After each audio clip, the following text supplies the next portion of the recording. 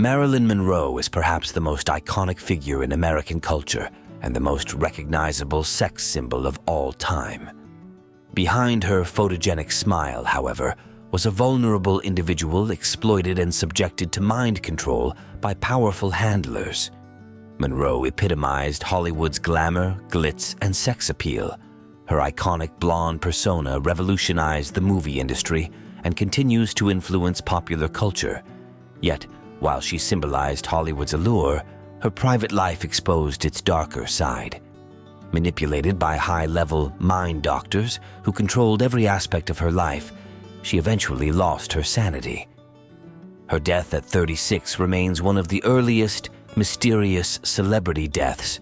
Many biographers attribute Monroe's struggles to psychological issues, but a deeper investigation reveals something more sinister. She was one of the first celebrities subjected to monarch mind control, a branch of the CIA's MK-Ultra program. Through trauma and psychological conditioning, Monroe became a puppet of the shadow elite, even serving as JFK's presidential model. When her programming began to fail, Monroe started to break down. Some believe she was thrown off the freedom train, an MK-Ultra term for eliminating slaves who are no longer useful and potentially dangerous to their handlers.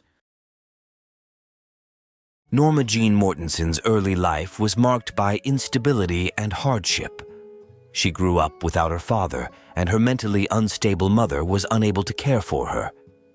In her autobiography, Monroe vividly recalled traumatic scenes of her mother being forcibly taken to a state hospital, screaming and laughing. By the age of 11, Norma Jean was declared a ward of the state, leading to a tumultuous childhood spent in 11 different foster homes and occasional stays at the Holly Grove Orphanage in Los Angeles. Her experiences were marred by harsh treatment and, devastatingly, abuse in at least 3 of these placements. For instance, at age 11, Norma Jean was adopted by her mother's friend Grace McKee and her husband Irvin Silliman, Doc Goddard, where she endured repeated sexual assaults by Doc, prompting her to leave. Later, while in middle school, she faced abuse by one of her great-aunt's sons in Compton, California, which forced her to move again. Norma Jean's unstable and traumatic upbringing made her particularly vulnerable to exploitation. Her early sexualization and abuse set a grim foundation for her future struggles and susceptibility to manipulation. Before gaining fame, Norma Jean worked as a stripper under the name Mona in Los Angeles. During this time, she crossed paths with Anton LaVey, who later founded the Church of Satan. According to sources, LaVey, purportedly an MK handler, exerted influence over Monroe, designating her as one of his kitten slaves within the monarch mind control system. During this period, LaVey's involvement with Monroe paralleled his connections with another actress often likened to Monroe, Jane Mansfield. Both women, characterized as blonde bombshells, influenced Hollywood's sexualized image and had connections to powerful figures like the Kennedys. Their lives were tragically cut short in their 30s, further intertwining their legacies with dark rumors and conspiracy theories. Marilyn Monroe and Jane Mansfield shared another connection through their association with the Blue Book Model Agency, where Norma Jean transformed into the iconic Marilyn Monroe. Initially recruited with curly red hair, Norma Jean underwent a Hollywood makeover that included aesthetic surgery and a change to platinum blonde hair. Embracing her new persona as Marilyn Monroe, she embodied the sensual, dumb blonde archetype that reshaped Hollywood's cultural landscape. In films like Gentlemen Prefer Blondes, Monroe epitomized her trademark blonde bombshell image, portraying characters who use charm to achieve their desires, a role that became iconic in popular culture. In a symbolic move in 1956, Norma Jean legally changed her name to Marilyn Monroe, reflecting the suppression of her true self in favor of her programmed persona. Biographies reveal Monroe's lack of personal autonomy. Isolated from her family, she was controlled by handlers and psychologists, shielding her from external influences. Monroe's life was further shrouded in mystery and surveillance. Years after her death, Her Brentwood home revealed a sophisticated surveillance system during renovations, suggesting she may have been monitored by entities like the FBI, fueling conspiracy theories involving the Kennedys and the Mafia. In 1956, Marilyn Monroe converted to Judaism and married her third husband, screenwriter Arthur Miller.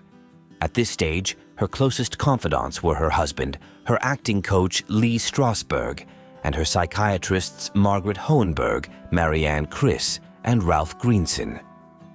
Lee Strasberg, Monroe's acting mentor, was described by Elia Kazan as possessing an aura combining a prophet, magician, witch doctor, psychoanalyst, and stern patriarch of a Jewish household.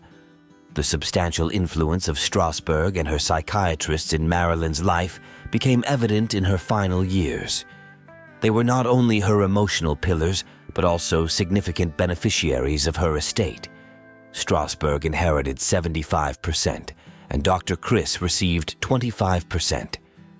During her marriage to Arthur Miller, concerns about Strasberg and the others controlling Marilyn's life surfaced. There were signs in her last year of wanting to diminish their influence and possibly change her will. After her death, the circumstances around Marilyn's will raised questions of undue influence exerted by her handlers. Dr. Ralph Greenson, her psychiatrist, was the one who discovered her deceased, raising suspicions about his involvement. Monroe's life exemplified the control exerted over monarch slaves, with her handlers dictating every aspect, isolating her from family and friends. Marilyn Monroe's frequent therapy sessions, often viewed as potential programming sessions, coincided with her deteriorating mental state. The surgeon's story, written in poem form, vividly describes a nightmarish operation conducted by Strasberg and Dr. Hohenberg, hinting at possible mind control techniques like sensory deprivation and dissociative drugs. Whether a real event or a metaphorical expression of her inner turmoil, the surgeon's story illustrates Monroe's deep psychological distress and vulnerability to manipulation by her handlers. It serves as a chilling testament to the profound impact of mind control tactics on Monroe's life and psyche. In 1961, Dr. Criss persuaded Marilyn to admit herself to Payne Whitney Psychiatric Ward. The ensuing events were deeply unsettling, given Marilyn's status as a renowned movie star, yet unsurprising given her alleged role as a mind control subject. Here's what transpired during her time at the psychiatric ward.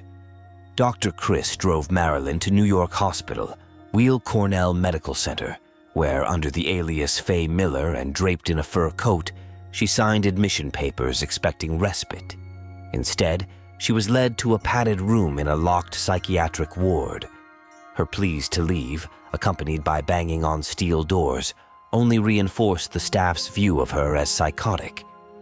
Threatened with a straitjacket, Marilyn was stripped of her belongings, forcibly bathed, and dressed in a hospital gown. During March 1st and 2, 1961, Marilyn penned a poignant 6-page letter to Dr. Greenson detailing her harrowing experience. There was no compassion at Payne Whitney. The environment was detrimental. They placed me in a cell-like room for severely disturbed patients, treating me like a criminal.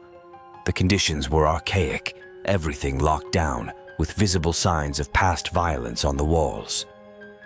A psychiatrist conducted an intrusive physical exam, which Marilyn objected to vehemently, citing a recent checkup. Refusing to comply, she was physically lifted by 4 staff members to the 7th floor, crying quietly throughout. Ordered to bathe again, Marilyn encountered the head administrator who labeled her severely ill, a characterization echoed by Dr. Criss, who failed to visit the day after her admission. Despite efforts by Lee Strasberg and his wife, Paula, Marilyn remained confined due to their non-familial status. Adapted from Marilyn and Her Monsters, Vanity Fair. Another less-known facet of Monroe's life involves her alleged miscarriages. While mainstream biographies describe them as miscarriages, alternate accounts suggest they were deliberately induced. Such practices align with MK-Ultra methods, where Marilyn's children were reportedly taken from her by her handlers. Accounts from biographers detail Marilyn's experiences at Polyclinic Hospital, where she reportedly lost both children. This hospital is linked in some accounts to Marilyn's alleged programming under the Monarch system. The surgery occurred at Polyclinic Hospital, where Marilyn previously lost her child. Returning there is a nightmare for her. Pain? What a pain. Note her frequent returns to Polyclinic Hospital. Monarch victims endure extensive torture, learning to dissociate from pain. Marilyn's question, "What is pain?" reflects her dissociative response.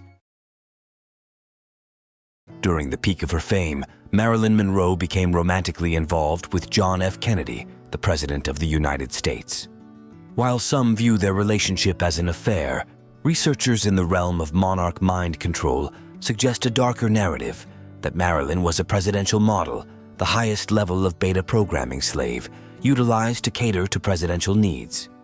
This concept of presidential models sheds light on the pervasive influence of monarch mind control within elite circles, where individuals are allegedly manipulated by their handlers to perform various tasks and fulfill desires.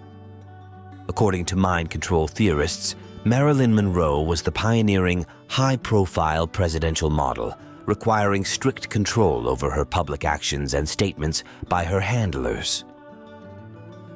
One of the most infamous moments in U.S. history involving Marilyn Monroe and President Kennedy was her rendition of "Happy Birthday, Mr. President" on May 19, 1962.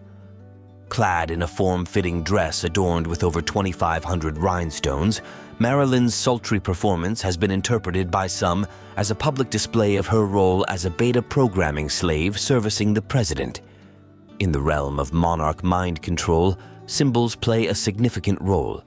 Allegedly, presidential models are identified by diamonds, a symbolic marker of their status. In Marilyn's iconic performance of "Diamonds Are a Girl's Best Friend" in the film "Gentlemen Prefer Blondes," one might speculate whether there was a dual significance to the song beyond its surface meaning. Despite the glamorous facade of Marilyn's public persona, her involvement as a presidential model was reportedly a source of profound distress. Tragically, this high-profile performance marked one of her final public appearances, as she was found deceased less than 3 months later. In the final months of Marilyn Monroe's life, her behavior became increasingly erratic and her associations more controversial. Amid signs of deep mental distress, she engaged in relationships with influential figures such as JFK, Bobby Kennedy, and Marlon Brando, as detailed in Tony Jerris's biography, Marilyn Monroe, My Little Secret. According to Joe DiMaggio Jr. Ass's account in Marilyn, Joe, and Me, she was coerced into compromising situations with older men, a grim consequence of her alleged role as a beta slave in the industry's dark underbelly.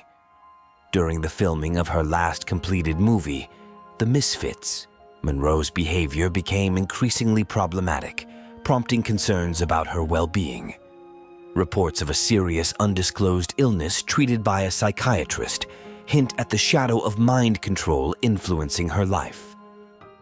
In 1962, Monroe began filming Something's Got to Give, but was plagued by illness and unreliability, leading to her dismissal and a subsequent lawsuit by 20th Century Fox for $500,000.